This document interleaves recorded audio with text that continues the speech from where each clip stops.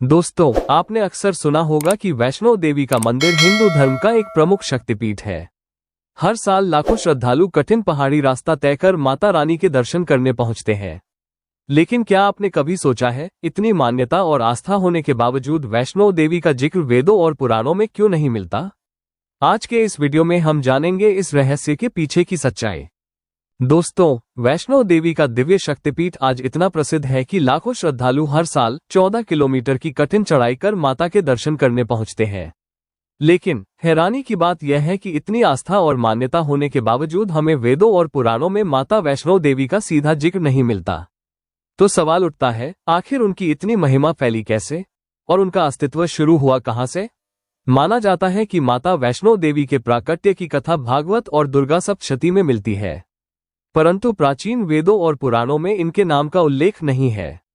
कारण ये हो सकता है कि ज्यादातर पुराण हजारों साल पहले लिखे गए थे, जबकि वैष्णो देवी का ज्ञात इतिहास लगभग 500 से 1000 वर्ष पुराना माना जाता है।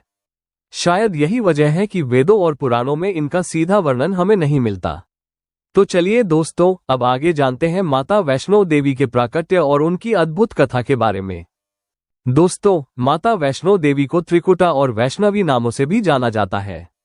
उनके जन्म की कहानी भगवान विष्णु के वंश से जुड़ी हुई है। मान्यता है कि माता वैष्णो देवी महाकाली, महालक्ष्मी और महासरस्वती इन तीनों शक्तियों का अवतार है। कहानी के अनुसार माता का जन्म दक्षिण भारत में एक धर्मनिष्ठ ब्राह्मण परिवार रत्नाकर के घर हुआ था।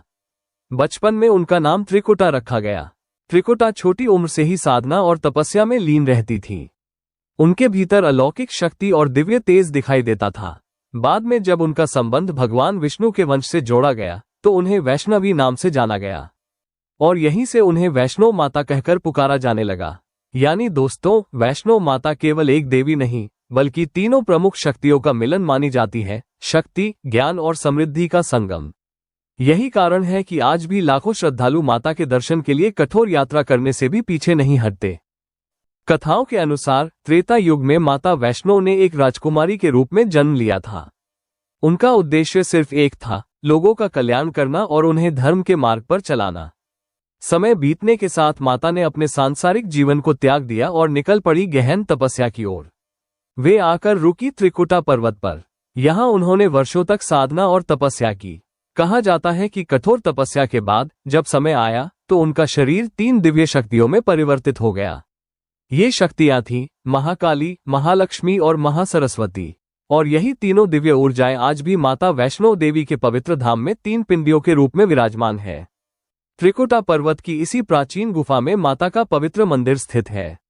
गुफा के भीतर जब भक्त माता के 3 स्वरूपों, 3 पिंडियों के दर्शन करते हैं तो भी उन्हें एक ही नाम से पुकारते हैं, माता वैष्णो देवी। यही कारण है दोस्तों कि त्रिकुटा पर्वत और इस गुफा को आज धरती पर माता का सबसे दिव्य शक्तिपीठ माना जाता है। यहाँ पहुंचकर हर भक्त को यही आशीर्वाद मिलता है, विश्वास, शक्ति और अपार शांति। दैत्य का संहार करने के बाद माता वैष्णवी वापस भगवान विष्णु के पास पहुंची और बोली, हे प्रभु, मेरा कार्य सिद्ध हो गया है, अब आप मुझे अपने हृदय में स्थान दें। तब विष्णु भगवान ने मुस्कुराते हुए कहा, हे देवी, तुम राजा रत्नाकर के घर पुत्री रूप में जन्म लो और धरती पर धर्म की रक्षा करो। उचित समय पर मैं अवश्य तुमसे मिलने आऊंगा। इसके बाद माता वैष्णवी ने राजा रत्नाकर के घर जन्म लिया।